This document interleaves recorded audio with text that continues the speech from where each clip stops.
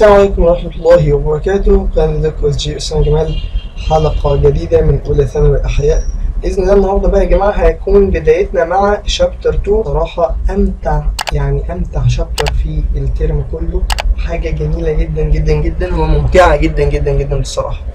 هندرس النهارده بقى الخلايا بقى والاشكال والصور، وياه على المتعه بصراحه. لكن زي ما احنا عارفين قبل ما نخش في الشرح، قبل ما نعمل اي حاجه، احنا بننزل بالانترو، وانت كمان بتنزل تظبط لايك، تشارك الحلقه مع اصحابك، اشترك في القناه لو مش مشترك. ننزل بالانترو ونرجع نكمل.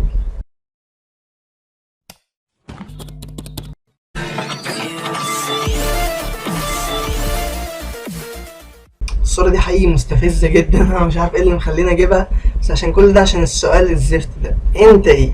في الاخر مردد عليك واقول لك يا سيدي انت عبارة عن جسم، والجسم فيه اجهزة، الاجهزة فيها اعضاء من انسجة، الانسجة خلايا، والخلايا تتكون من عضيات، وفي الاخر مركبات عضوية جزيء ذري.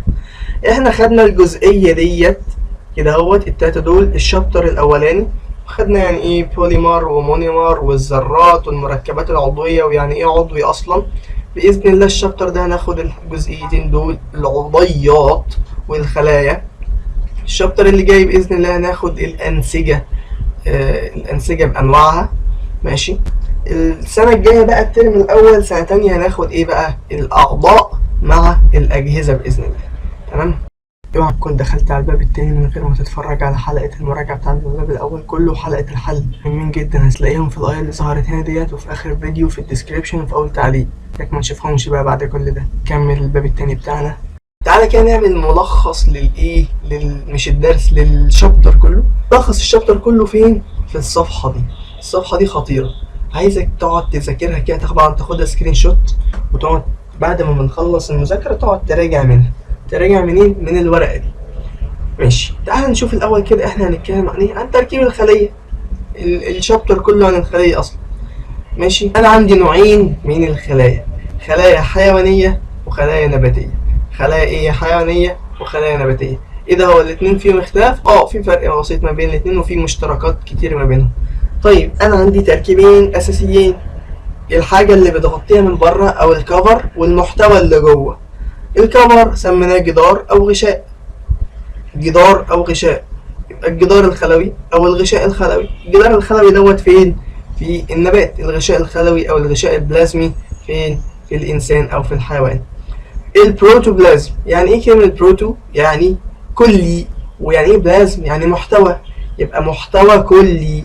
المحتوى الكلي بقى اللي هو ما تحت الغشاء هيتقسم لحاجتين، النواة والسيتوبلازم. النواة والسيتوبلازم دول عبارة عن إيه؟ عن البروتوبلازم. احنا كده مش بنشرح عشان ما تخافش، لا احنا كده انا بس بقرا لك السكيما، او اللي اسمها ايه، اسمها برين بلان. برين بلان ديت تقسيمه كده تحاول تلم لك الدنيا كلها وتبقى تراجع منها. فانا بس بقرا لك الشابتر عباره عن ايه، ولسه هنخش في الشرح قدام ما تقلقش. يبقى النواه والسيتوبلازم دول عباره عن البروتوبلازم، ونفهم بردك مع بعض المصطلحات. النواه هتتكون من ايه؟ من غشاء نووي، نويه، سائل نووي، كروماتين. تاني، غشاء نووي، نوية، سائل نووي، كروماتين. طيب تزود لي تحت هنا معلش ثقوب نووية. ايه؟ ثقوب نووية. يبقى الكلام ده كله فين؟ جوه تركيب النواة. تمام. السيتوبلازم بقى، يعني ايه كلمة سيتوبلازم؟ سيتوبلازم يعني سيتو جاي من كلمة سيتولوجي أو خلية أو سايت. طيب وبلازم لسه قايلها لك فوق، محتوى. يبقى المحتوى الايه؟ الخلوي. المحتوى الخلوي ده بيشمل العضيات زائد ميه او زائد سوائل. يبقى تاني السيتوبلازم بيبقى عباره عن عضيات الخليه. العضيات ديت قسمناها لك تقسيمتين، عضيات بغشاء وعضيات من غير غشاء. ايوه بالظبط، زي الغشاء دوت وزي الغشاء دوت بالظبط. ماشي. العضيات اللي بغشاء زي الفجوات اللي بتشيل الميه، اجسام جولجي، ميتوكوندريا، ايوه فاكرها اللي هي بتاعت بيت الطاقه ديت، البلاستيدات، وديت في النباتات. الشبكه الاندوبلازميه، لا انطقها تاني معايا، الشبكه الاندوبلازميه، بلاستيدات، الشبكه الاندوبلازميه. اللايسوسوم، تاني اللايسوسوم. العضيات الغير غشائيه بقى اللي من غير غشاء، الجسم المركزي هو اسمه السنتروسوم والريبوزومز. عايزك تزود لي معلش حاجة تانية اسمها ايه؟ الياف هيكل الخلية. تاني، الياف هيكل الخلية. تاني، اسمها ايه؟ الياف هيكل الخلية. وادي صورة بتوضح لك ايه؟ بتوضح لك كل الكلام دوت، علشان وانت بتراجع تبص على الصورة وتفتكر. دلوقتي لو انا جيت سألتك وقلت لك كل الكلام دوت فين؟ هتقول لي في الخلية. اقول لك لا غلط. في نقطة مهمة جدا لازم تقولها، في الخلية حقيقية النواة. ايه ده؟ في الخلية حقيقية النواة، لان في خلايا غير حقيقية النواة، يعني مبقاش فيها نواة، مبقاش فيها بعض الحاجات من دول. يبقى تاني الكلام ده فين؟ في الخلايا حقيقيات النواة. فين؟ في الخلايا حقيقيات النواة. قسمناهم لاتنين، خلية حيوانية وخلية ايه؟ نباتية. ماشي، تعالى بقى ناخد وندرس كل حاجة على التفصيل وعلى حدة. الشابتر ده احنا مش هنمشي فيه بالترتيب بتاع كتاب المدرسة قوي يعني، او اي كتاب مش هنمشي فيه بالترتيب قوي، لا احنا قسمناه لحاجتين. الدرس الاول هو الخلية الحيوانية، علشان هو ده الاساس وهخليك تتأسس فيه باذن الله. الدرس الثاني باذن الله هيكون كل اللي باقي بقى، الخلية النباتية والميكروسكوبس والكلام ده كله. لان انت لو فهمت الاساسيات، قلت لك ان الخلية النباتية فيها معظم الكلام ده، لكن كام حاجة بس مختلفة. ماشي، فاحنا باذن الله النهاردة هنتكلم عن الدرس كله عن الخلية الحيوانية اللي هي دي. والدرس الجاي باذن الله هنتكلم عن بقية الشابتر، هو هيبقى شابتر على حلقتين باذن الله. الدرس الجاي هيكون عن الميكروسكوبس وعن الخلية النباتية. تعالى بقى نشوف الخلية الحيوانية بتتكون من ايه. الخلية الحيوانية، معلش الجودة بتاعت الصورة قليلة شوية، لكن عشان محتوى عربي للأسف المحتوى العربي بتبقى يعني الجودة بتاعته نص كم. فاللي أنا بمشي عليه دوت اسمه ايه؟ اسمه غشاء خلوي، أو غشاء الخلية، أو الغشاء البلازمي. وكل ده اسم لنفس الشخص، نفس الحاجة، زي عبد الرحمن وبودي وعبده، كل دول لنفس الشخص. يبقى دوت اسمه ايه اللي أنا بمشي عليه ده؟ الغشاء الخلوي، أو غشاء الخلية، أو الغشاء البلازمي. ماشي، ادي كده الخلية بتتغطى بايه؟ بغشاء خلوي، غشاء بلازمي. ماشي، جوه الخلية بروتوبلازم. بروتوبلازم متقسم لحاجتين، لنواة وسيتوبلازم. يبقى ادي الخلية في مركزها النواة، في مركز النواة النوية. يبقى تاني ادي الخلية متغطية بغشاء خلوي، في مركزها النواة، في مركز النواة النوية. غير كلمة نواة زي عضو وعضي، تصغير كلمة عضو، عضي تصغير كلمة نواة، نوية. تمام، يبقى ادي النواة في مركز الخلية، والنوية في مركز النواة. النواة بيحيط بها غشاء نووي اهوت، وادي ثقوب نووية متشاور عليها اهيت. ودوت المخطط ده اسمه ايه؟ اسمه كروماتين. ايوه كروماتين اللي احنا خدناه قبل كده، وهنعيده تاني ما تقلقش. السيتوبلازم بقى عبارة عن ايه؟ عن المحتوى الخلوي، قسمناها لحاجتين، عضيات غشائية وعضيات غير غشائية. العضيات الغشائية زي الميتوكوندريا، بيت الطاقة في الخلية، الشبكة الإندوبلازمية، الشبكة الإندوبلازمية. بس خلي بالك الشبكة الإندوبلازمية في منها عندي نوعين، في منها ايه؟ نوعين. نوع عليه حبيبات كده اسمها ايه؟ اسمها رايبوزومات. اسمها ايه؟ رايبوزوم دوت كده المفرد، رايبوزومات ده كده الجمع. الشبكة الاندوبلازمية ديت عليها حبيبات، فايه هنسميها خشنة. خشنة عليها عشان محببة كده، فطالما محببة يبقى شكلها خشن، يبقى ملمسها خشن. طيب واللي من غير حبيبات اكيد يبقى اسمها ايه؟ شبكة اندوبلازمية ناعمة. يبقى تاني عندي نوعين من الشبكة الاندوبلازمية، شبكة اندوبلازمية خشنة، شبكة اندوبلازمية ناعمة. الشبكة الاندوبلازمية خشنة، ليه خشنة؟ علشان عليها حبيبات. اسم الحبيبات دي ايه؟ رايبوزومز. طب والشبكة الناعمة عليها رايبوزومز؟ لا ما عليهاش، عشان كده احنا سميناها ناعمة يا ابني، في ايه؟ يبقى تاني عندي شبكة اندوبلازمية خشنة، شبكة اندوبلازمية ملساء او ناعمة، عندي ميتوكوندريا، عندي لايسوسوم. ايه؟ لايسوسوم. اسمه ايه؟ لايسوسوم. طيب وادي الجسم المركزي السنتروسوم. قول تاني، جسم مركزي سنتروسوم، جسم مركزي سنتروسوم، جسم مركزي سنتروسوم، سنتروسوم جسم مركزي، ودوت جسم جولجي. يبقى تاني معلش تاني، ادي خلية، الخلية بتتكون من ايه؟ الله على الجودة بقى والحلاوة بقى، ايه جمال ده. تعالى بقى ندرس في دي شوية حلوين قوي. ادي خلية بيغطيها ايه؟ غشاء خلوي. ادي الغشاء الخلوي اهو، طيب في مركز الخلية النواة، في مركز النواة النوية، النواة محاطة بغشاء نووي هو دوت ماشي. فيه ثقوب اسمها الثقوب النووية. الثقوب النووية ديت هنعرف فائدتها ايه اما نيجي ندرس النواة ماشي. جوه بقى النواة النوية وحواليها مين؟ الكروماتين اللي هو اللون اللي هو يعني مش بعرف الالوان فهو اللون دوت. تعال نشوف بقى السيتوبلازم. بس قبل ما نيجي للسيتوبلازم تعال نشوف ايه الاخضر ده، ايه الاخضر ده اسمه ايه بقى؟ دي اسمها الياف. اسمها ايه؟ اسمها الياف.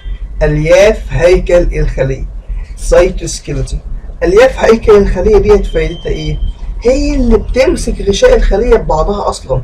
يبقى تاني الياف هيكل الخلية فايدتها ايه؟ هي اللي بتمسك الخلية ببعضها، هي اللي بتخلي الغشاء كده كروي الشكل، هي اللي بتخلي الخلية تاخد شكلها الكروي. طب لو مش موجود ما الخلية هتنطبق على بعضها، الخلية هتقع على بعضها هتفسي. ايه اللي يخلي الخلية شكلها كروي؟ الإجابة هي هيكل الخلية أو ألياف هيكل الخلية. هي شوف داخلة ما بين الغشاء ازاي، هي اللي بتمسك الغشاء وهي اللي بتخليه يحافظ على شكله الكروي. السؤال بقى ايه اللي بيخلي الخلية ديت ما بتقعش على بعض؟ يا ابني ما احنا لسه قايلين اهو هيكل الخلية، ألياف هيكل الخلية. يبقى تاني ألياف هيكل الخلية ديت هي ألياف ماشي. مالها أو فايدتها إيه؟ فايدتها إنها بتدعم الخلية، يبقى بتمثل دعامة للخلية. بتمثل إيه؟ بتمثل دعامة للخلية. طيب الدعامة دي ليه؟ علشان الخلية ما تنطبقش على بعض، عشان ما تقعش على بعض. طب دوت عضي غشائي ولا غير غشائي؟ لا ده غير غشائي. اسمه ايه؟ اسمه هيكل الخلية او الياف هيكل الخلية. عبارة عن ايه؟ عبارة عن شبكة شبكة من ايه؟ من الخيوط والانابيب. يبقى تاني هيكل الخلية عبارة عن شبكة، واضح جدا انها شبكة ايه؟ شبكة ممتدة. ادي هي على فكرة برضك هيكل الخلية الممتدة اهو جوه اهو لو تلاحظ. يبقى تاني عبارة عن شبكة ممتدة حوالين الخلية وجواها. طيب متكونة من ايه؟ من خيوط وانابيب صغيرة. يبقى هيكل الخلية هي شبكة ممتدة من خيوط وانابيب صغيرة، وظيفتها ايه؟ تعمل كدعامة للخلية وتحافظ على شكلها. تمام.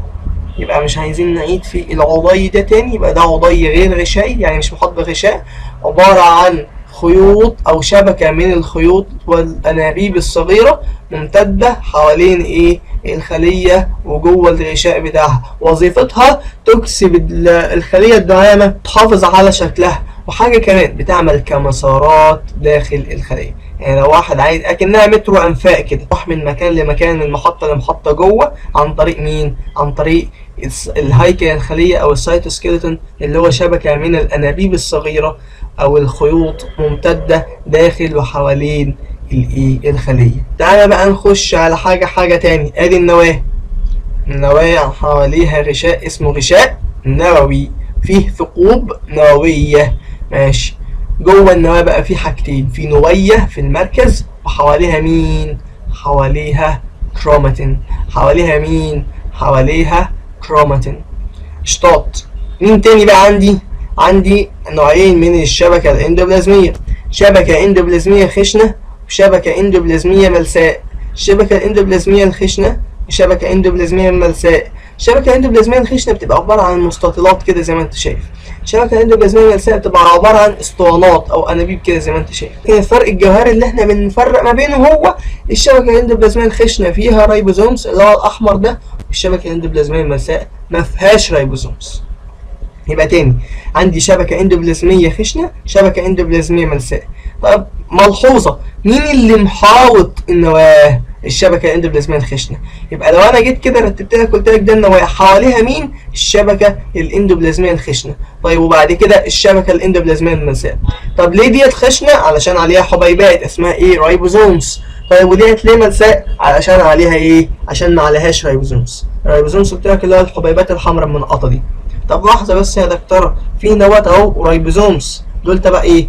الله ينور عليك، كويس ان انت لاحظت. الكلام ده كان قدام بس هنقوله لك دلوقتي عشان انت شطور. انا عندي يا سيدي نوعين من الرايبوزومز، في رايبوزومات اسمها مرتبطة ورايبوزومات غير مرتبطه او حره. اكيد طبعا حماده هلاليا المرتبطه بتبقى مرتبطه بالشبكه الاندوبلازميه الخشنه، والحره بتبقى عايمه فين؟ في السيتوبلازم.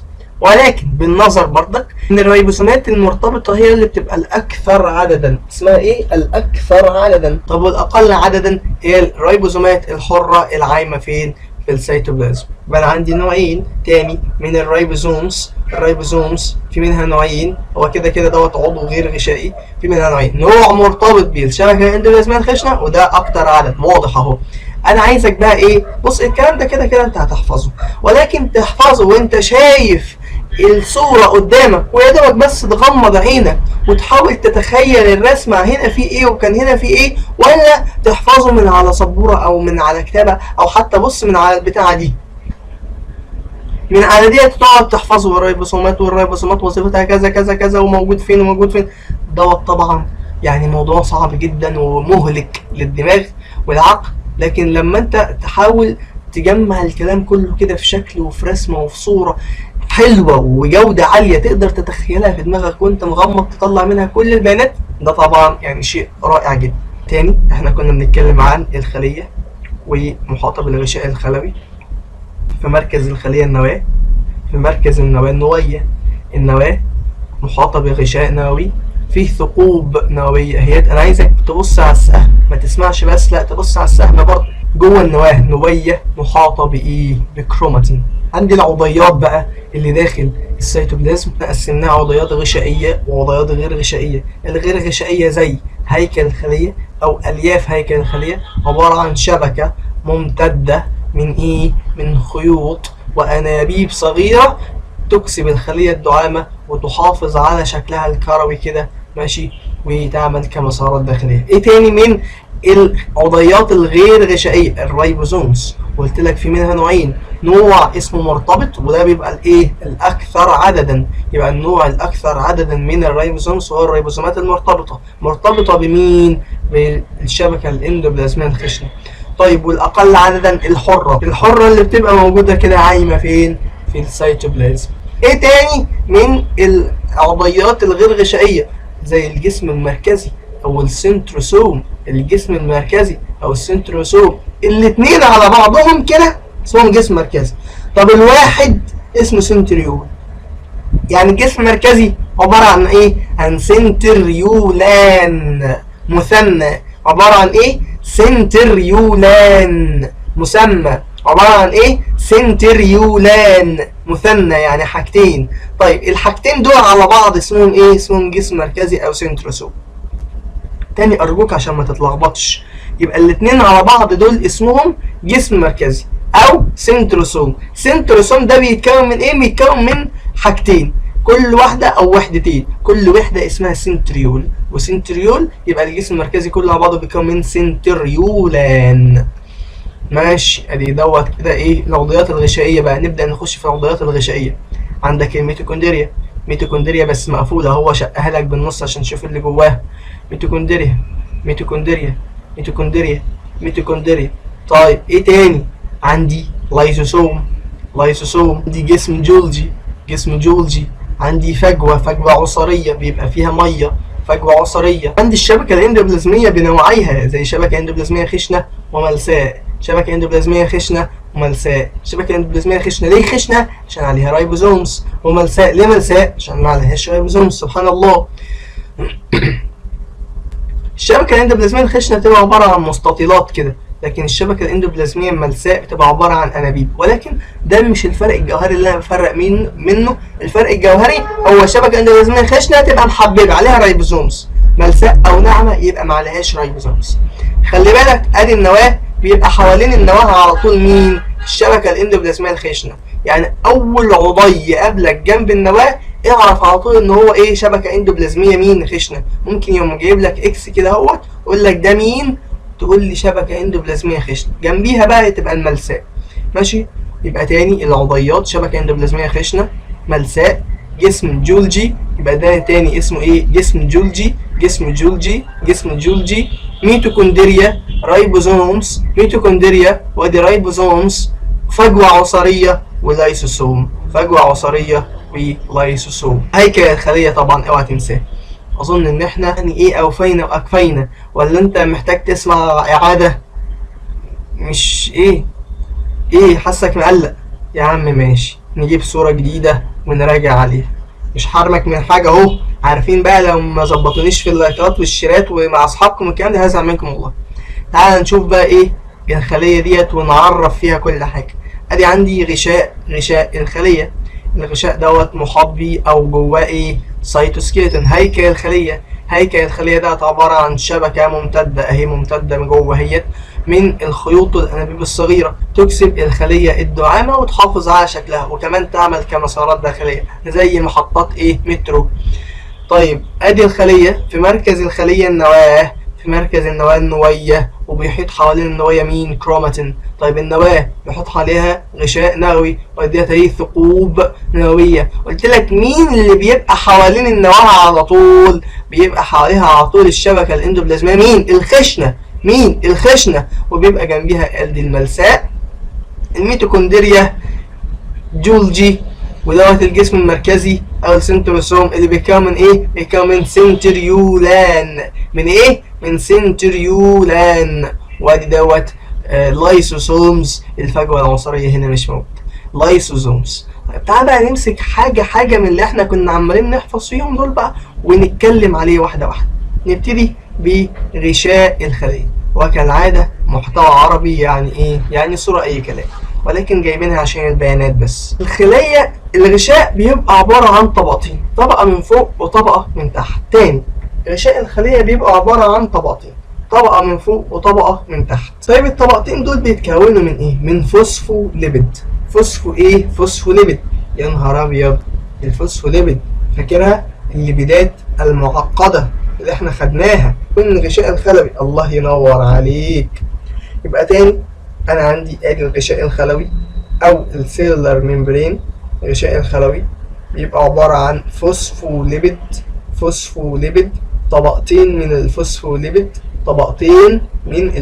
طبقة فوق وطبقة تحت.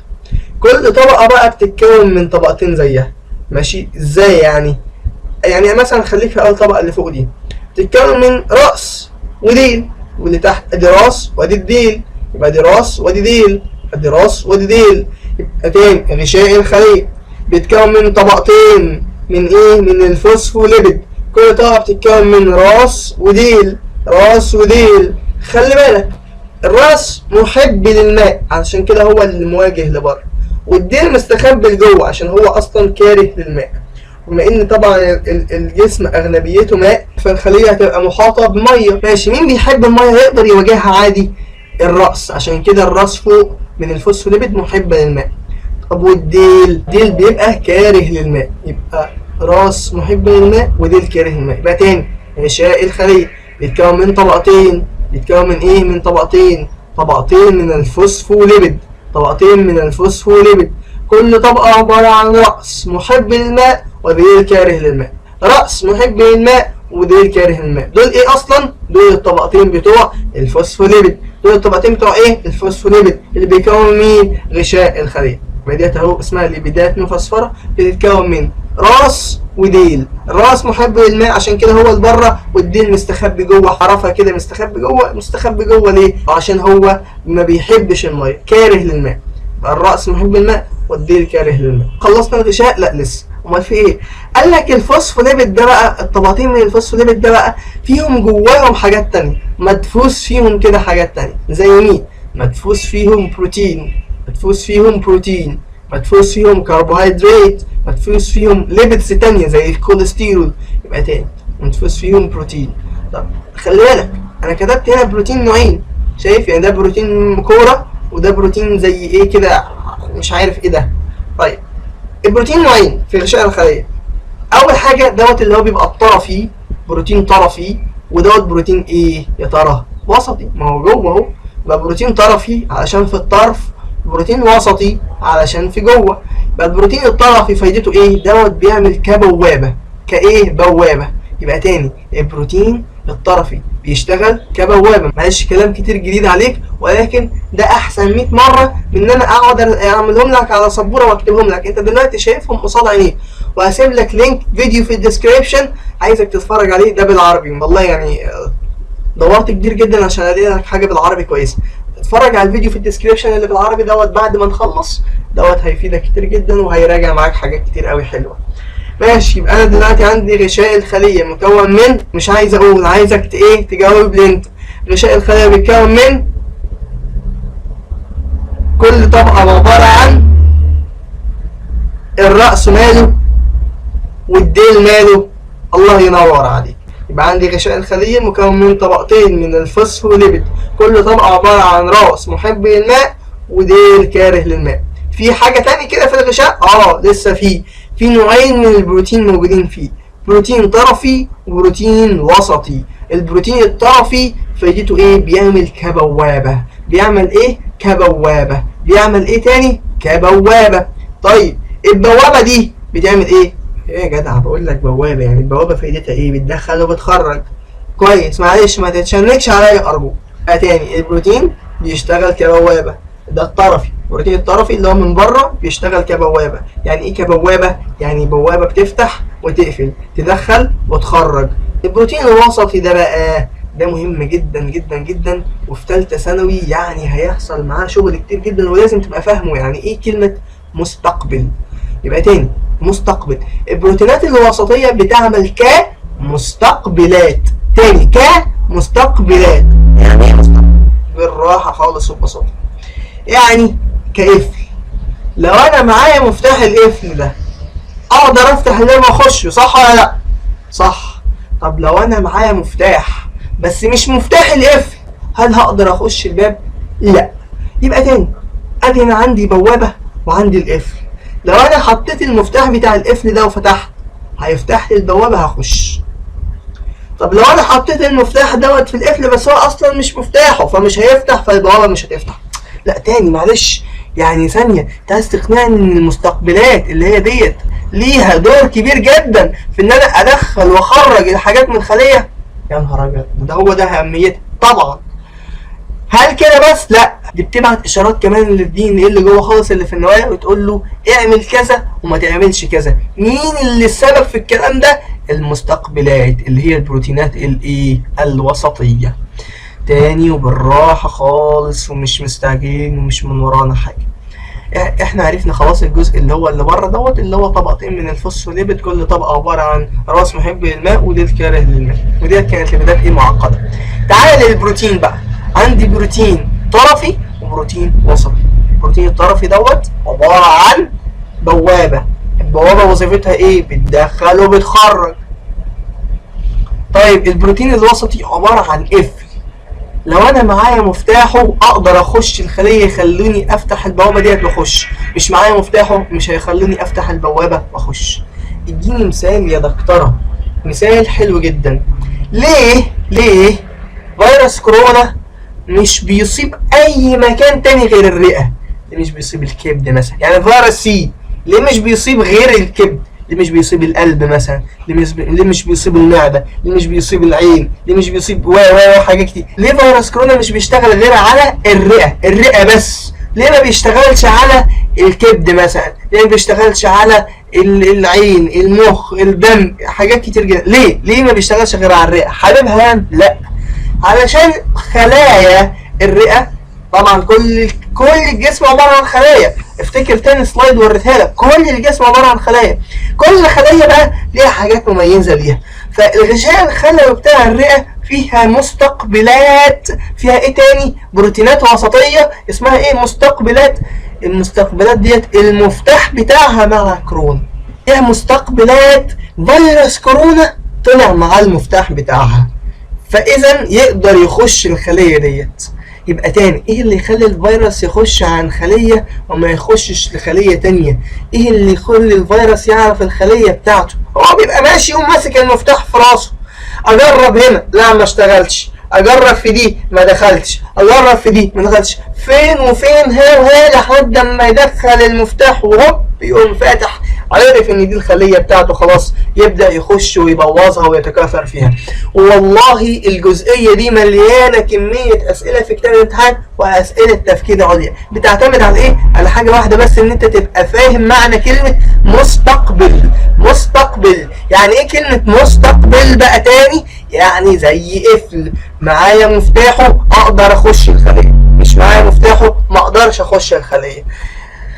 وقلت لك وظيفه تانية ليه، بيبعت اشارات للدي ان ايه اللي جوه خالص، اعمل كذا وما تعملش كذا. يبقى انا تاني كفيروس مثلا فيروس سي، ايه اللي يخليني اخش الكبد؟ علشان الغشاء الخلوي بتاع خلايا الكبد عليها مستقبلات، انا كفيروس معايا المفتاح بتاعها، فاقدر امسك في المستقبل دوت ويخليني اخش جوه خليه الكبد، فابوظها وادمرها وانتج واتكاثر من نفسي واعيش وانا موت الخليه.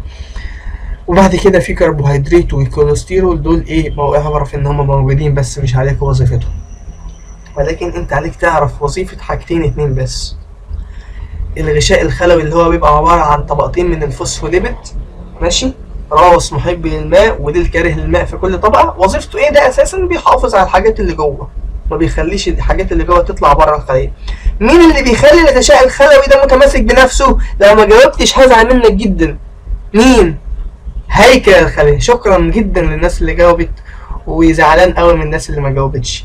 يبقى مين اللي بيخلي غشاء الخلية متماسك بنفسه؟ هو هيكل الخلية. طيب في ايه تاني تركيب جوه غشاء الخلية؟ قلت لك بروتينات، في منها نوعين، بروتين طرفي دوت بيبقى عبارة عن بوابة بتدخل وبتخرج، وبروتين وسطي بيبقى عبارة عن مستقبل. يعني ايه مستقبل؟ يعني انا لو مسكت فيه معاه المفتاح بتاعه يخليني افتح البوابة اخش منها، معيش البوابة مش هتفتح لي ومش هخش منها. طيب خلصنا الصورة ديت، وديت كانت صورة سيئة للغاية. تعال نخش في صورة أمتع وأحلى منها. الله على الجمال يا جدعان، بالراحة كده، وعايزين نراجع بقى علشان احنا المفروض كنا خلاص عرفنا وفهمنا من السلايد اللي فاتت.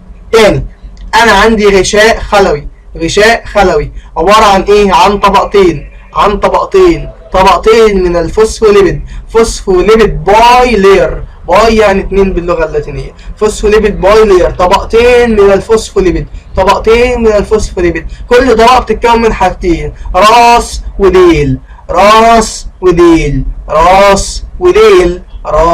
وديل. يبقى تاني، طبقتين من الفوسفوليبيد، كل طبقه بتتكون من راس محب للماء علشان بره، ما تتلخبطش مين اللي كان محب ومين اللي كان بيكره. انا بره بواجه الميه، انا بحبها ولا مش بحبها؟ انا جوه مستخبي، يبقى انا اكيد بكره الميه. يبقى تاني، غشاء خلوي عباره عن طبقتين من الفوسفوليبيدات، عايز تقولها فوسفوليبيد ماشي، فوسفوليبيدات ماشي، يبقى طبقتين من الفوسفوليبيد. قول معايا مش عايزك ساكت.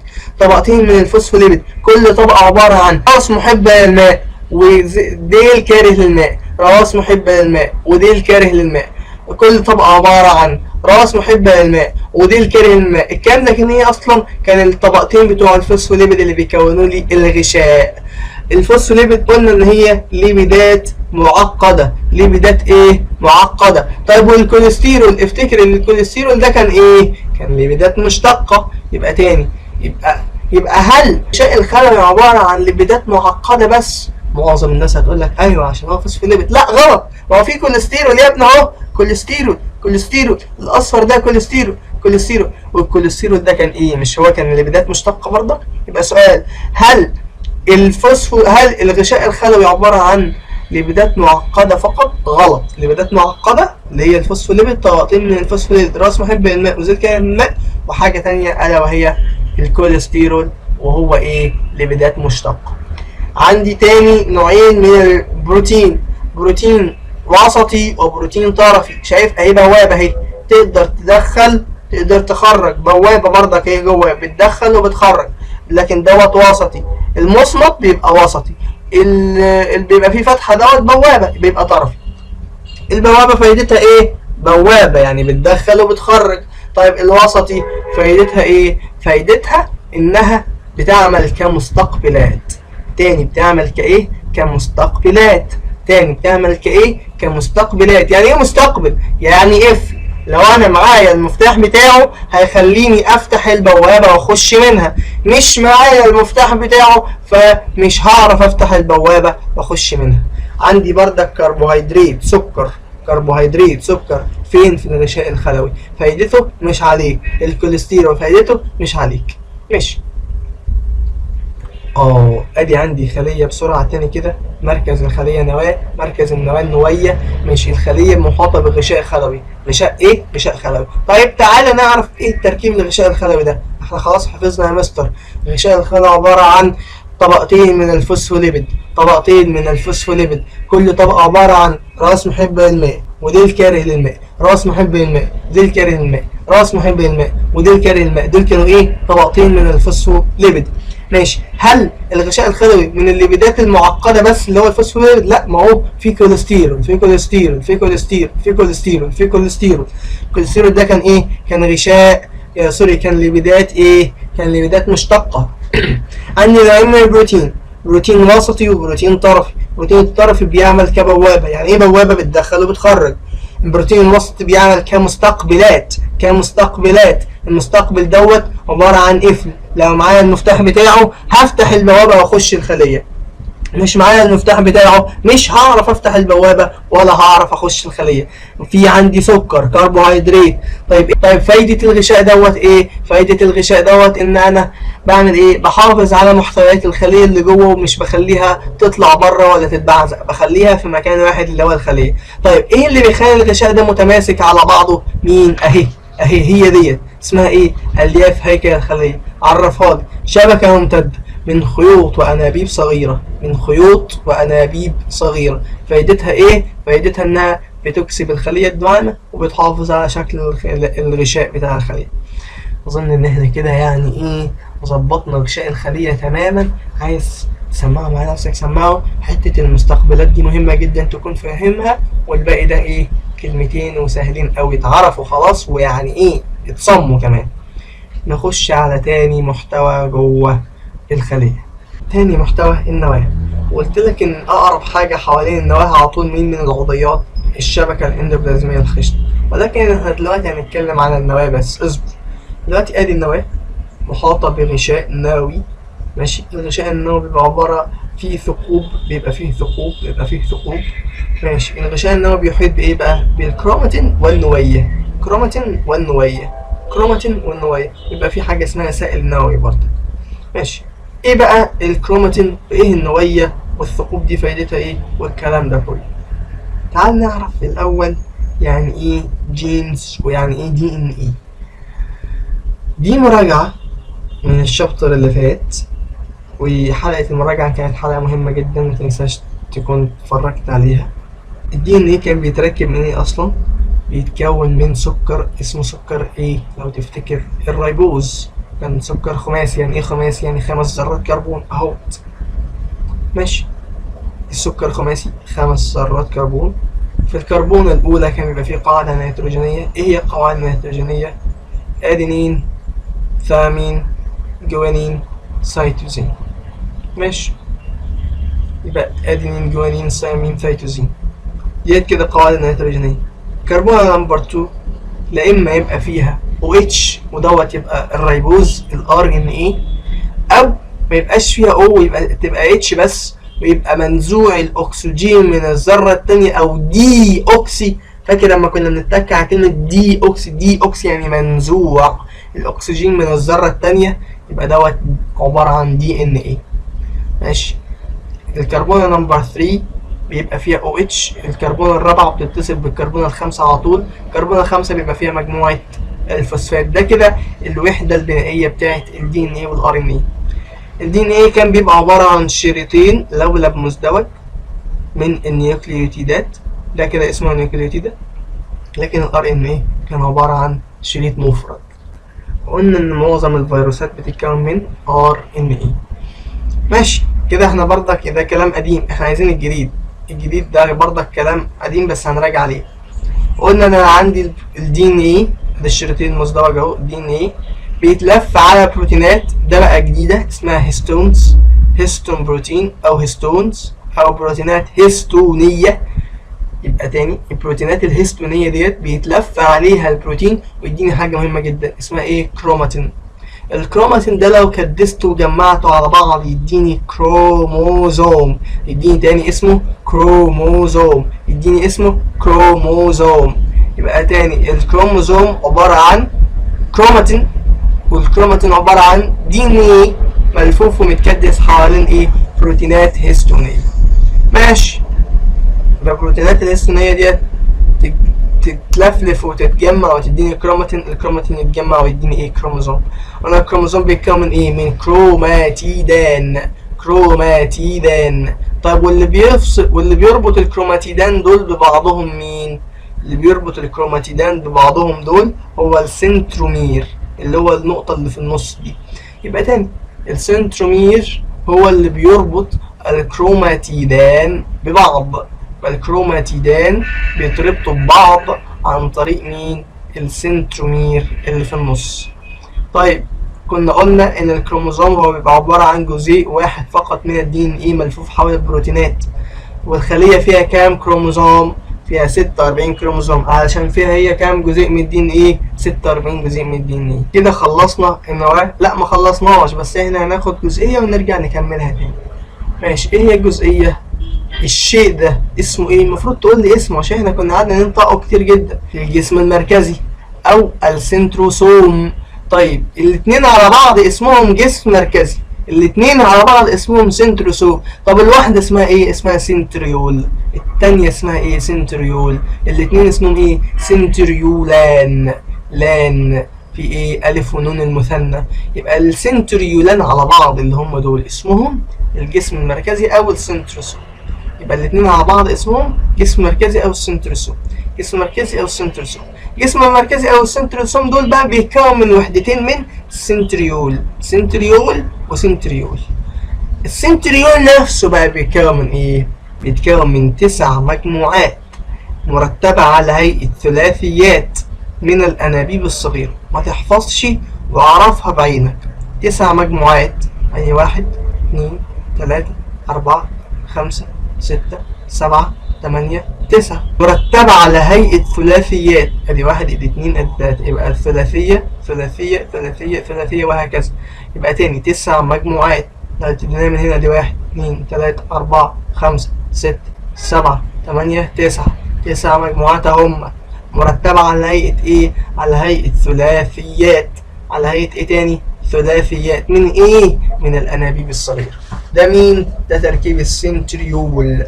طيب السنتريولان اسمهم على بعض ايه؟ اسمهم جسم مركزي او سنتروسوم. اسمهم جسم مركزي او سنتروسوم. ملحوظة: الجسم المركزي او السنتروسوم لا يوجد في الخلايا العصبية. طب ليه؟ هنقولها بعد شوية. لا يوجد في بعض النباتات والطحالب، ولكن بيوازيها او بيساويها منطقة من السيتوبلازم.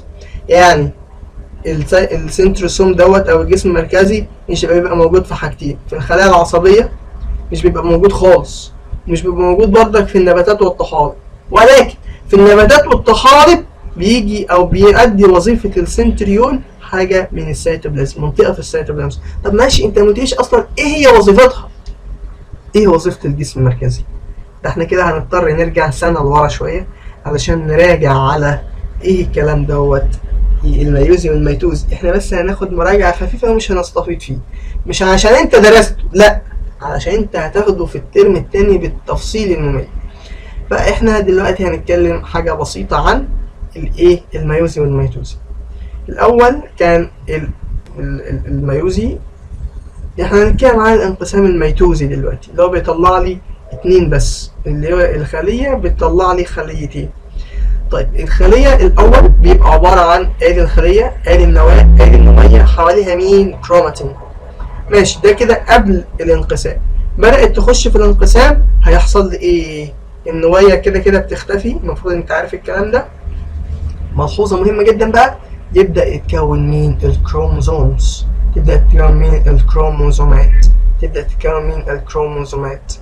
طيب لحظة واحدة معلش، يعني قبل الانقسام بيبقى كروماتين، في لحظة الانقسام بيبقى كروموسوم. ايه ده، انت لاحظتها ازاي؟ ماشي معلش لحظة بس تاني ونعيدها بالراحة. يعني دلوقتي خلية في فترة راحة. يعني ايه فترة راحة؟ يعني بأدي وظيفتي بدون اي انقسامات.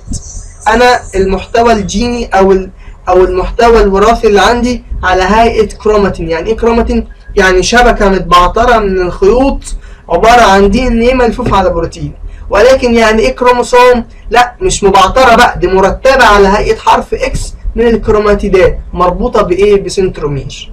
يبقى انا خليه في فتره الراحه او ما قبل الانقسام ببقى عباره عن المحتوى الوراثي بتاعي عباره عن ايه؟ كروماتين. اول لما ابدا انقسم الكروماتين ده يبدا يترتب في صوره كروموسومات. الخليه فيها كام كروموسوم؟ 46 كروموسوم. ودول مين؟ الجسم المركزي، ودي جسم مركزي. ده كان اسمه الطور التمهيدي. وكل جسم مركزي يهاجر الى قطب من قطبي الخليه، جسم مركزي في القطب الشمالي وجسم مركزي في القطب الجنوبي. دوت الطور الاستوائي. مدرسين في السنه اللي فاتت كانوا بيقول لك ليه استوائي؟ علشان الكروموسومات بتستوي وتصطف، وكأن ديت الكرة الأرضية، وكأن ده القطب الشمالي ده القطب الجنوبي، في كل قطب جسم مركزي أو سنتريولان. ده بقى خط الاستواء، عشان كده سميناها الطور الاستوائي. يبقى الكروموسومات بتستوي في صف الاستواء ماشي وبتصطف كده. الجسم المركزي بقى او السنتريولان بيعمل ايه؟ بيطلع خيوط مغزلية بتروح تمسك الايه؟ تمسك السنترومير وتشبك فيه، علشان بعد كده في الطور اللي بعد الطور الانفصالي انا بشد من السنترومير وافسخهم عن بعض وايه؟ والمفروض كل واحد ده بقى او كل كروماتيد يروح فين؟ يروح في خليه. يبقى تاني كده احنا المفروض عرفنا وظيفه ايه بقى الجسم المركزي، وعرفنا ايه وظيفه السنتريول. الكلام ده مش جديد عليك على فكره، الكلام ده من السنه اللي فاتت. ماشي. وظيفه الجسم المركزي هو ان هو بيطلع خيوط ايه؟ اسمها خيوط مغزليه. بيطلع خيوط اسمها خيوط مغزليه. الخيوط المغزليه ديت بتطلع منين لفين؟ بتطلع من السنتريول. بتروح فين؟ بتروح في السنترومير. لا معلش ما تتلخبطش. بتطلع من السنتريول. بتروح فين؟ بتروح في السنترومير. تاني بتطلع منين؟ من السنتريول. بتروح فين؟ بتروح في السنترومير. تقوم شابكه فيه ماشي، تقوم شادة الكروماتيدات عن بعضها، كل كروماتيد يطلع فوق واللي تحت ينزل تحت. بعد كده الطور النهائي يتفصل الخليتين وينتج خليتين جداد عن بعض. كل خلية فيها جسم مركزي واحد، ويبدأ يتحول لإيه؟ المادة الوراثية تبدأ تتحول لكروماتين. تاني وبالراحة، مش بنزهق ومش بنمل. عندي ادي حالة انقسام لخلية. لحظتين قبل الانقسام الماده الوراثيه تبقى عباره عن كروماتين، شبكه متبعتره وخيوط من دي ان ايه ملفوفه حوالين بروتين. طب اثناء الانقسام بيبدا يتكون الكروموسوم. يبقى سؤال، وده موجود في كتاب الامتحان وسؤال مهم وصعب، يقول لك الكروموسومات لا تتواجد الا في حالة انقسام الخلية أو في خلية في حالة الانقسام. طيب في خلية عادية مسلمة، في خلية شغالة في أمان الله، هل لو فتحتها هتلاقي جواها كروموسوم؟ لا، هتلاقي جواها مين؟ كروماتين. طب الكروموسوم بيبدأ يتوجد امتى؟ لما اخش في حالة انقسام، سواء ميوزي او ميتوزي طبعا. ماشي. عرفنا وظيفة الجسم المركزي او السنتروسوم بيتكون من ايه؟ بيتكون من سنتريولان. كل سنتريول بيتكون من ايه؟ يعني اللي نسيت كان بيتكون من 9 مجموعات ماشي، مرتبة على هيئة ثلاثيات من الانابيب الصغيرة. 9 مجموعات مرتبة على هيئة ثلاثيات من الانابيبات الصغيرة، زي ما قلت لك انابيبة ايه؟ تصغير كلمة انبوبة. يبقى تاني 9 مجموعات ماشي، مرتبة على ايه؟ ثلاثيات 1 2 3 من الانابيبات الصغيرة. وظيفتها ايه؟ وظيفتها انها بتطلع خيوط المغزل تروح تشبك في السنترومير. السنترومير ده اللي هو كان فايدته ايه؟ السنترومير ده اللي هو كان بيشبك ما بين الكروماتيدان. ادي كروماتيد وادي كروماتيد بيمسكوا في بعض فين؟ في الجزئية اللي في النص ديت اسمها السنترومير. طيب السنترومير دلوقتي السنتريول دلوقتي اللي هو دوت بيطلع خيوط المغزل تروح تشبك في السنترومير ويمسك فيها، ويجي في الطور الانفصالي يشدهم عن بعض ويطلع كل كروماتيد لوحده، وفي الطور النهائي تنفصل الايه؟ الخليتين. نرجع للجزئيه ديت تاني معلش. بالسنتريولان قلت لك الجسم المركزي والسنتروسوم ده كده على بعض كلهم اسمهم جسم مركزي والسنتروسوم. بيتكون من ايه؟ بيتكون من سنتريولان مثنى، سنتريول وسنتريول. امال السنترومير ده كانت ايه؟ ما تتلخبطش بقى، السنترومير ديت كانت النقطه اللي بتربط الكروماتيدان ببعض. الكروموزوم بيبقى موجود امتى؟ في حاله انقسام الخليه. ما يبقاش موجود امتى؟ اكيد مش في حاله انقسام الخليه. طب ماشي، اللي قبل كده بيبقى موجود مين؟ كروماتين. ملحوظه، السنتريولان او الجسم المركزي او السنتروسوم مش بيبقى موجود فين؟ في الخلايا العصبيه. ليه؟ سؤال مهم جدا. ليه؟ علشان احنا عرفنا فايده الجسم المركزي ان هو بيطلع خيوط المغزل تروح تشبك في السنترومير، تشد، تبعد الكروماتيدات عن بعضها، يحصل الطرق الانفصالي، تنقسم والخليه تبقى خليتين. طيب هل الخلايا العصبيه اصلا بتنقسم؟ لا. الدليل ان الناس اللي بيبقى عندهم زهايمر ما بيخفوش، علشان الزهايمر ده عباره عن ايه؟ بالراحه كده، عباره عن خلايا عصبيه ماتت. طيب الخلايا العصبيه دي هل بتتعوض؟ بتنقسم؟ بيجي غيرها؟ لا. فالخلايا العصبيه اللي بتموت شكرا، ربنا يسهل لك، انت مش هيجي غيرك تاني.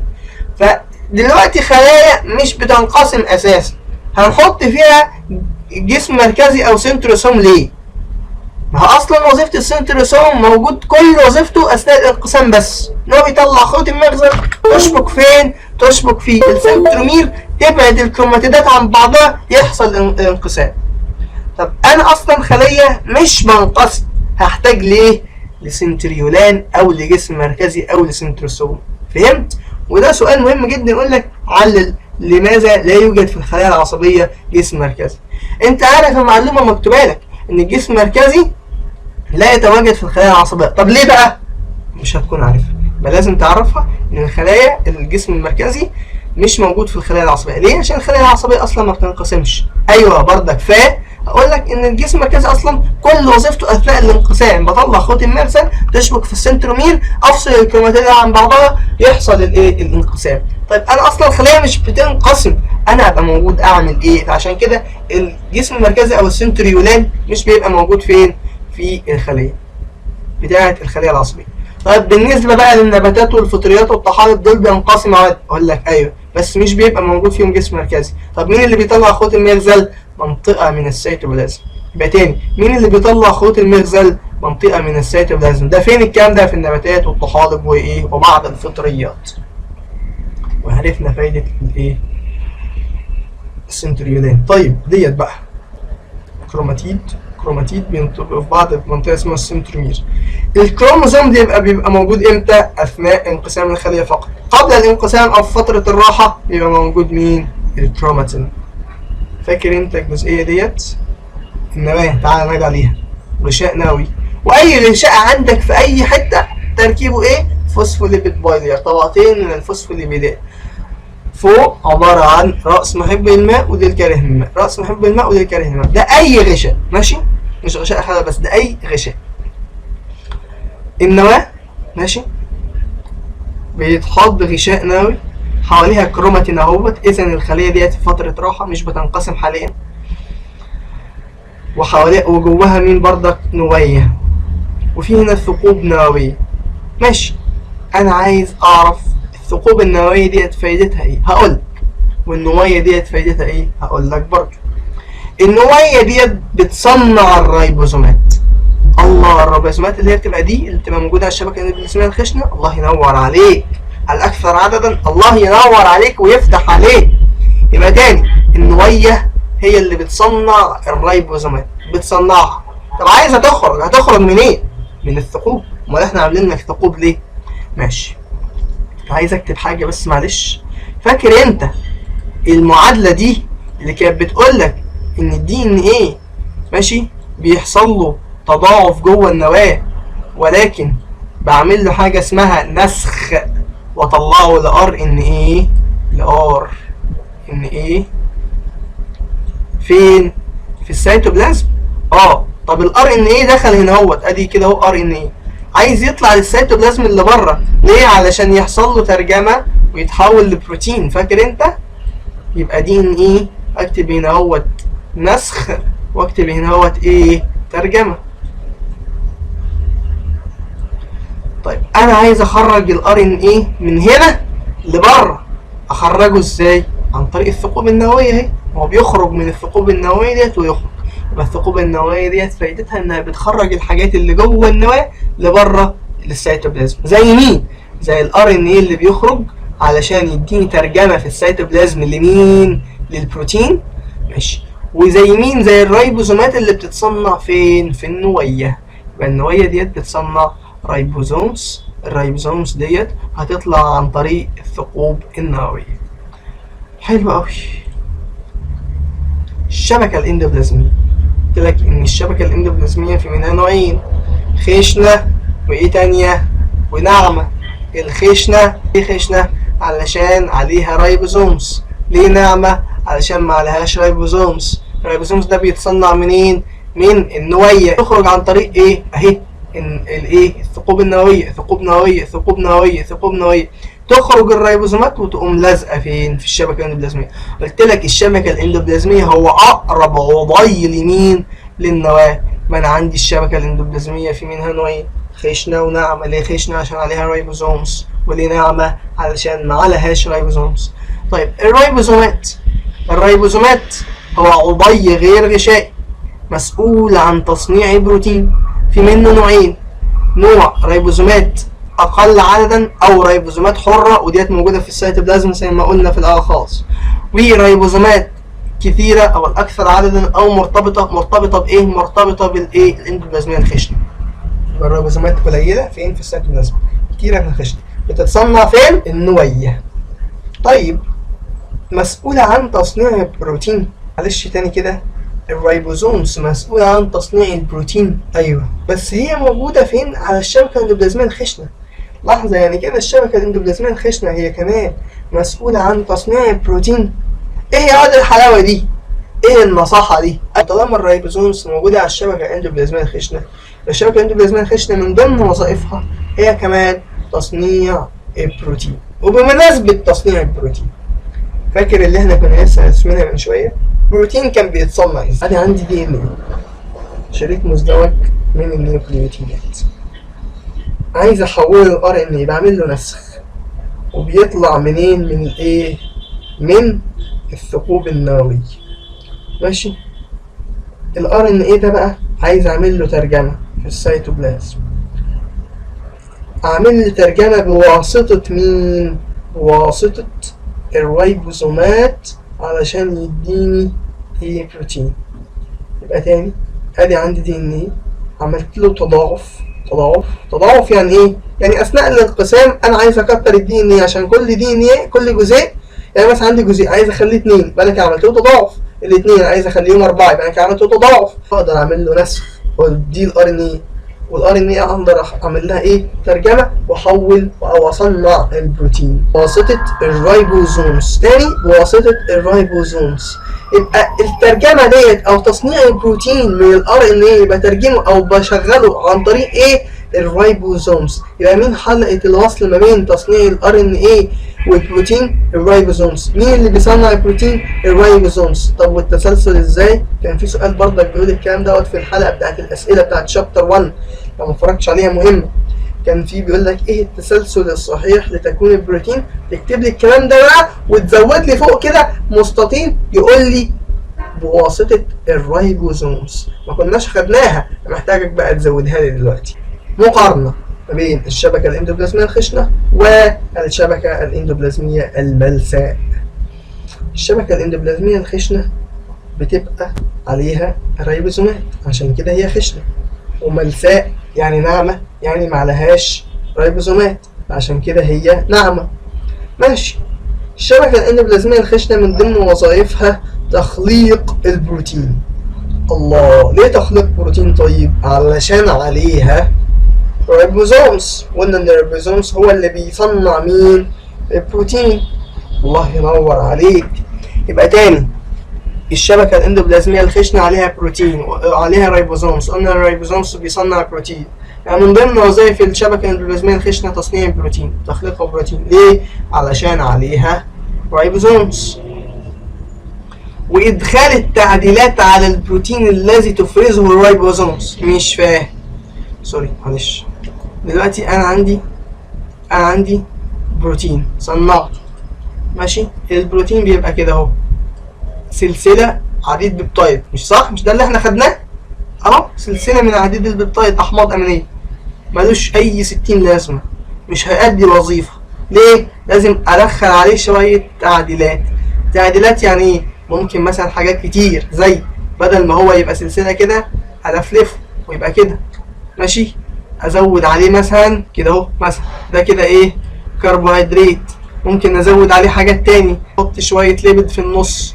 يبقى انا كده عملت تعديلات ولا ما عملتش؟ عملت. منها كل التعديلات عباره عن ايه؟ بدل ما هو سلسله اخليه الفلف، ماشي، احط عليه شويه كربوهيدرات، اشتراك، احط عليه شويه ليبيدز سواء كوليسترول او غيره. تمام، يبقى هو ديت اسمها التعديلات. هل الشبكه الاندوبلازميه الخشنه بس هي اللي بتعمل التعديلات؟ لا، دي بتعمل بعض التعديلات. طيب، تصنيع الاغشيه الجديده بالخليه. يبقى بتساهم في تصنيع الاغشيه الجديده بالخليه اللي هي ايه؟ الفوسفوليبيد بايلير، طبقتين من الفوسفوليبيد، راس محب للماء، للكاره للماء، وهكذا. يبقى تاني، الشبكة الاندوبلازمية الخشنة بتعمل ايه؟ تخلق البروتين في الخلية، بتصنع البروتين في الخلية. ليه؟ عشان عليها رايبوزومز. ماشي، الرايبوزومز ديت بتتصنع فين اصلا؟ قلنا في النوية. وهي بتصنع ايه؟ بتصنع البروتين. وبرضك الشبكة الاندوبلازمية الخشنة عشان عليها رايبوزومات فبتصنع بروتين. ادخال التعديلات على البروتينات اللي هي صنعتها، وتصنيع الأغشية الجديدة بالخلية. موجودة فين بكثرة؟ لحظة، ما تتلخبطش، انا بقول بكثره. موجوده فين بكثره؟ مفيش خليه ما فيهاش شبكه اندوبلازميه سواء خشنه او ملساء، ولكن انا بقول بكثره. يعني ايه الخلايا اللي بيبقى فيها شبكه اندوبلازميه كتير جدا؟ خشنه، سوري، شبكه اندوبلازميه خشنه كتير جدا. ايه؟ خلايا بطانه المعده. ليه؟ لانها مسؤوله عن افراز الانزيمات الهضميه. ما فهمتش ليه برضك؟ لا، المفروض ما اقولكش عشان انت المفروض تكون مذاكر. قال لك ايه؟ افراز الايه؟ الانزيمات. وقلنا ان الانزيمات دي عباره عن ايه يا معلم؟ عن بروتينز. طيب، ومين اصلا بيصنع البروتين؟ الخشنه. عشان كده موجوده كتير فين؟ في المعده. ليه؟ عشان المعده بتفرز انزيمات. وقلنا ان الانزيمات عباره عن بروتين. موجوده في الغدد الصماء لانها مسؤوله عن افراز الهرمونات. ليه برضك؟ علشان قلت لك ان معظم البروتينات عباره عن ايه؟ عباره عن بروتينز. وفي هرمونات تانية عبارة عن ليبيد اسمها ايه؟ استيرويد، هرمونات استرويدية. زي مين؟ الهرمونات الجنسية، تستوستيرون وبروجستيرون، وايه تاني الاخير ده اسمه استروجين. ودول كانوا بيبقوا عبارة عن هرمونات جنسية وليبيدات ايه؟ مشتقة من التحلل المائي راجع، مشتقة من التحلل المائي لليبيدات المعقدة والبسيطة. الشبكة الاندوبلازمية ملساء قلنا عشان ما فيهاش رايبوزومات. طيب، الرايبوزومات هي اللي بتصنع البروتين وهنا مش موجودة أصلا. يبقى هل الشبكة الاندوبلازمية الملساء ليها علاقة بالبروتين؟ Absolutely not. لا خالص. ليه؟ علشان ما فيهاش رايبوزومز. بتخلق الليبيدات في الخلية، كل الليبيدات. يعني مين مثلا؟ الفوسفوليبيد، طبقتين فوسفوليبيد. تقول لي ثانيه، انت مش قلت بتصنع الاغشيه؟ لا، انت من ضمن وظائفها بتساهم في تصنيع الاغشيه. يعني بتصنع البروتينات اللي جوه الاغشيه. قلت لك البروتين الوسطي اللي بيبقى عباره عن ايه؟ عباره عن مستقبل، وبروتين الايه؟ البروتين البوابه الطرفي. طيب، مين بقى اللي بيساهم في تخليق الليبيدز كلها؟ الشبكه الاندوبلازميه الملساء. وظيفة تانية، تحويل سكر الجلوكوز إلى جلايكوجين. تحويل سكر الجلوكوز إلى جلايكوجين. تحويل سكر الجلوكوز إلى جلايكوجين. ده كان بيحصل فين يا رجالة؟ كان بيحصل في الكبد والعضلات. إذا الشبكة الاندوبلازمية الملساء بتتواجد بكثرة فين؟ في الكبد والعضلات. ليه؟ علشان الكبد والعضلات بيحصل فيهم تحويل الجلوكوز للجلايكوجين. ومين اصلا بيعمل الوظيفه دي؟ الملساء. الله ينور عليك. حاجه مهمه ثانيه، تعديل طبيعه بعض المواد الكيميائيه السامه للخليه لتقليل سميتها. يعني انا لو شربت سم ممكن ما اموتش. ليه؟ علشان الشبكه الاندوبلازميه الملساء بتقلل من سميه المواد ديت وتنزلها فين بقى في الاخر؟ في البروز. لكن لو انا شربت سم تقيل جدا مش هتقدر عليه الشبكه الاندوبلازميه الملساء، هموت، عشان السم بيبوظ وبيموت الخليه. يبقى تاني، الشبكة الاندوبلازمية وظيفتها ايه؟ الملساء حاجتين، تحويل السكر الجلوكوز لجلايكوجين. 2، تقليل سمية المواد السامة. بتتواجد بكثرة فين؟ بتتواجد بكثرة داخل مثلا هنا في الكبد. ليه؟ عشان الكبد هو مسؤول عن الحاجتين دول، هو اللي بيحصل فيه تخزين للجلايكوجين وكمان بيقلل فيه المواد السمية. بيقول لك ان الكبدة هو مركز السموم في الجسم. الكبد هو مركز السموم في الجسم. ليه؟ عشان اي حاجة ميتة بتروح هناك بتتحلل، اي حاجة فيها سموم بتروح للكبد هو اللي بينزع سميتها، خلاه هو مركز السموم في الجسم.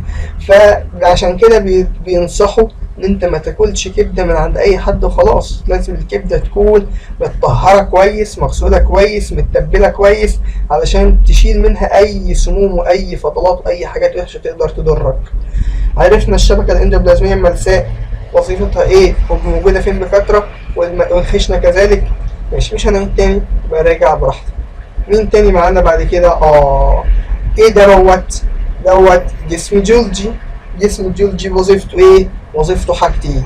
اول حاجة استقبال، تعديل، ارسال. 3 وظائف ليه بالظبط: استقبال، تعديل، ارسال. ايه طيب؟ ادي عندي حاجة اسمها حويصلة. اسمها ايه؟ حويصلة. اسمها ايه؟ حويصلة. ادي حويصلة. الحويصلة ديت حويصلة جاية وحويصلة خارجة. الحويصلة الجاية بتبقى جاية من الخشنة، جواها مين يا ترى؟ جواها بروتين. تيجي جوه الجولجي ماشي وتخش جوه هنا كده اهو، جوه هنا اهوت في البطانة بتاعت الجولجي، يحصل لها تعديل لمين؟ للبروتينات.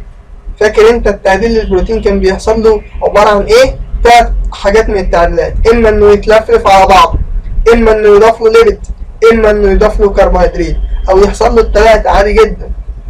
ماشي. بيحصل التعديلات دي فين؟ في الجولجي. انت قلت انها بيحصل في الخشنة برضه.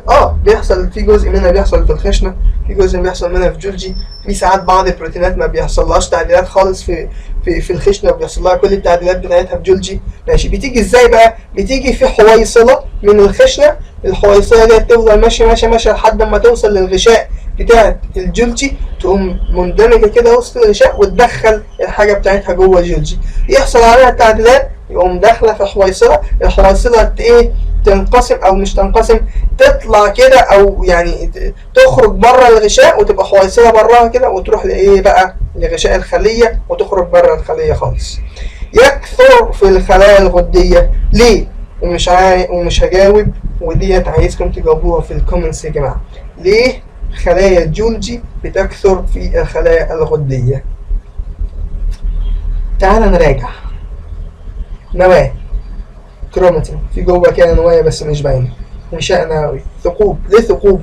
عشان لو اخرج الار ان ايه كده عشان يحصل له ترجمه في السيتوبلازم ويديني بروتين بواسطه مين؟ بواسطه الريبوزومات. الريبوزومات اللي بتتصنع في النوايا بتخرج بردك من الثقوب النوويه، تخش على الايه او تلزق على الشبكه الاندوبلازميه الخشنه، تتصنع بروتين. اذا الشبكه الاندوبلازميه الخشنه بتصنع بروتين برضه. طيب ادي بروتين اهو، طبعا ديت ملساء. بروتين اهو، تقوم يخش طبعا في غشاء الخشنة ويخرج كده وهو بقى عامل حويصلة، يكون حويصلة كده، والحويصلة تنقسم كده وتخرج بره الغشاء تبقى حويصلة جواها بروتين، تروح لمين؟ لجولجي، تندمج مع الغشاء بتاع الجولجي وتخش فيه. ماشي. وادي ايه؟ الغشاء بتاع الجولجي اهوت، دخلت البروتين اهي، هيحصل عليها تعديلات. ماشي. التعديلات بقى خلاص حصل عليها تعديلات، تقوم داخله في الحويصله، وتقوم داخله من الغشاء وتندمج معاه، وتقوم خارجه براه. هي بتنقسم. ده كان الغشاء، كان فيه حويصله، الحويصله عايزه تطلع من بره الغشاء وتسيب، اوب اهي سابته. ديت اهو جواها بروتين. لو جه سؤال وقال لك ايه الفرق ما بين البروتين ده والبروتين ده، هتقول ان دوت بروتين معدل ذو وظيفه. البروتين دوت يؤدي وظيفه؟ لا، عشان ده بروتين خام زي الحديد كده. تقدر يعني تمشي عربيه على حديد؟ لا، لازم يبقى كوبري. تقدر تلبس خيط؟ لا، لازم يبقى تيشيرت. وهكذا نفس الكلام على البروتين. ادي بروتين خام متصنع. هل دوت ذو وظيفه؟ لا، دخل على الجولجي، حصل له تعديلات، خرج بحويصله اهي، حويصله جواها بروتين. هل البروتين ده ذو وظيفه؟ ممكن يبقى ايه؟ ممكن يبقى هرمون. طيب الهرمون عايز يخرج ويروح للمكان بتاعه، يخرج ازاي؟ الحويصلة تقوم مندمجة بغشاء الخلية ويخرج بره وايه ويبقى بروتين، ويبقى سوري الهرمون اللي هو ايا يكن يعني يروح يقضي وظيفه. فالحويصله الناقله ديت مهمه جدا جدا جدا. الحويصله الناقله ماشي ممكن بتبقى خارجه من غشاء الخشنه تندمج في غشاء جولجي، تخرج من غشاء جولجي تندمج في غشاء الخليه وتبث اللي جواها بره. هل دي وظيفتها؟ لا، في وظيفه تانية ليها كمان. زي ايه؟ ادي عندي مثلا بكتيريا، اي حاجه ماده سامه، عندي حاجات متطفله، عندي حاجات غريبه داخله جوه الخليه ماشي، دخلت في حويصله. طيب الحويصله ديت عايزين الخليه اللي جواها ده احنا مش حابينه، يعني عايزين نكسره. يجي بقى وظيفه اللايسوسوم. ايه اللايسوسوم ده بقى؟ ما اتكلمناش عليه قبل كده. هي حويصله جواها انزيمات محلله تفرتك اي حاجه. طيب ليه ما بتفرتكش نفسها؟ علشان هي محاطه بغشاء يا ابني، محاطه بغشاء بيحميها من نفسها وبيحمي اللي حواليها منها. بس امتى بقى تدمر اي حاجه؟ لو اتحدت مع الحويصله اللي هي عايزه، لو اتحدت مع اللي جاي ده. تاني بالراحه. ادي عندي شيء غريب دخل جوه اهو ماشي، دخل جوه الخليه، دخل عن طريق حويصله دوت الغشاء الخلوي ماشي. ادي غشاء خلوي وادي حاجه غريبه دخلت عن طريق حويصله، هي داخله جوه. الحويصله هتندمج او هتتحد مع حويصله بها لايسوسوم او مع لايسوسوم على طول. قول اللايسوسوم هيتحد مع الحويصله الناقله ماشي، هيقوم منزل الانزيمات بتاعته عليها تقطع كل اللي جواها. هيبقى ايه؟ اشلاء، حاجات كده يعني خلاص متحلله، تقوم مندمجه تاني مع غشاء الخليه، تقوم طرداه بره. ليه دوت ما بيحصلش مع الحويصله ديت؟ هقول لك علشان دول منهم في بعضهم فعارفين بعض، لكن ديت حاجه غريبه داخله من بره، فاللايسوسوم عرفتها فقامت مندمجه مع الحويصله، قطعتها وطلعت عين امها وخلتها اشلاء. وبعد كده ايه بقى؟ الحويصله الناقله ديت اندمجت تاني مع الغشاء زي اللي فات كده بالظبط، اندمجت تاني مع الغشاء وقامت فاتحه اللي جواه وطلعاه بره وايه وطردته بره الخليه. اديني مثال. يعني الخليه ديت مثلا ممكن تبقى ايه؟ خليه دم بيضاء. ليه؟ لان خليه الدم البيضاء هي خليه مناعيه بتاكل الاجسام الغريبه او الاجسام الميته او الاجسام المضره، بتاكلها بتحللها تاني كده. وظيفه الجسم الاجسام البيضاء ايه؟ الخلايا كريات الدم البيضاء ايه؟ بتاكل الاجسام الغريبه، بتحللها، بتطردها براها تاني. زي فاكر كلمه استقبال تعديل ارسال؟ هي بتاعت كلمات بالظبط. تاكل ايه؟ الاجسام الغريبه، تحللها بواسطه الايه؟ اللايسوسومات، تطردها تاني بره الخليه طبعا عن طريق الحويصلات الناقله.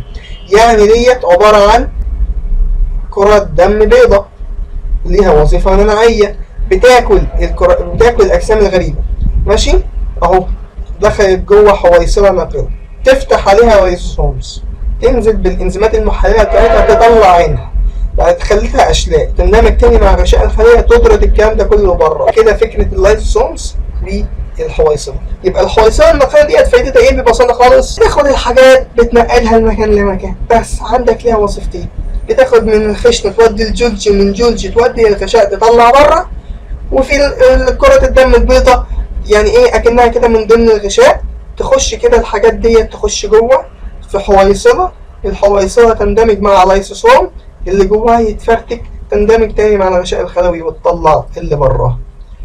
اخر حاجه الحمد لله ودخلنا على الميتوكوندريا. دخلنا على مين؟ الميتوكوندريا.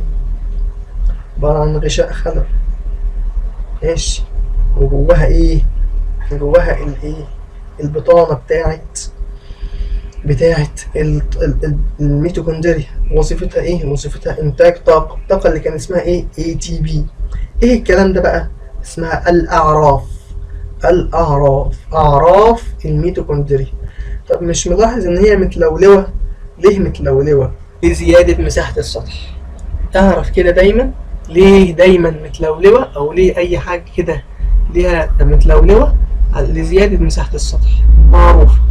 لو انت مشيت في طريق مستقيم اسرع، ولا لو مشيت في حواري وداخل وطالع؟ اكيد المستقيم اسرع.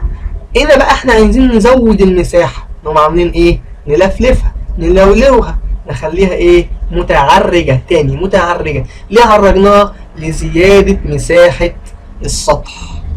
ماشي. خلي بالك الميتوكوندريا فيها دي ان ايه حلقي. دي ان ايه حلقي بمعنى ان العضي الوحيد اللي يقدر ينقسم ويتكاثر دون الحاجة للنواة هو الدي ان ايه. طب ليه اصلا؟ علشان فيه دي ان ايه. مين اصلا اللي بيخلي الخلايا تنقسم؟ الدي ان ايه. مين اللي بيعمل كل حاجة في الجسم؟ وهو اللي بيدي ال الاشارات، وهو اللي بيخلي البروتين يتكون، هو اللي بيعمل كذا وكذا وكذا، هو اللي بيخلي الخلايا تنقسم. كل الكلام دوت مسؤول عنه الدي ان ايه. فانا عندي في الميتوكوندريا دي ان ايه حلقي، هو اللي بيديني اشاره انقسم، اقدر انقسم بسبب. خلاص يبقى انا سؤال شهير جدا، الميزه اللي بتخلي الميتوكوندريا تقدر تنقسم دون الحاجه للنواه لان بها لان بها دي ان ايه حلقي.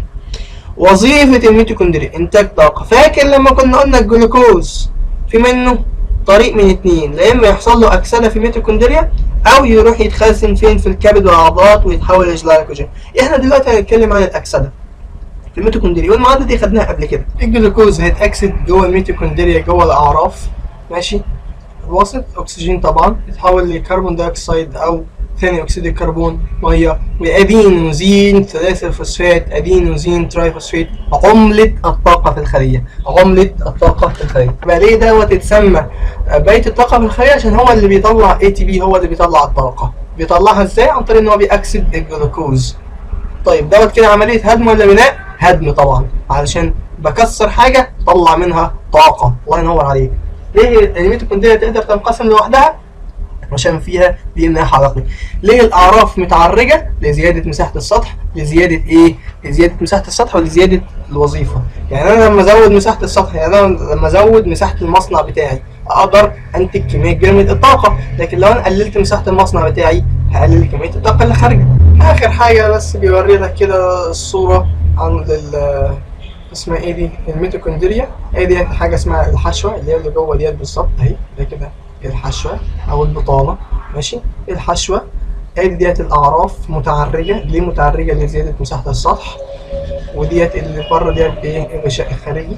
ماشي. الميتوكوندريا تحت المجهر الالكتروني النافذ. ايه الكلام دوت؟ ده باذن الله الحلقه الجايه. احنا كده خلصنا يعتبر نص الشابتر. واحد بقاله يعني يعتبر ساعتين قاعد بتكلم، ببخل عليك بنص معلومه والله. يا ريت انت كمان تدعمني باللايك مشكورا، تكتب كومنتس، تشارك الحلقه مع اصحابك، تشترك في القناه وتفعل الجرس عشان نتقابل باذن الله في الحلقه الجايه. نلقاكم في الحلقه القادمه، والسلام عليكم ورحمه الله وبركاته.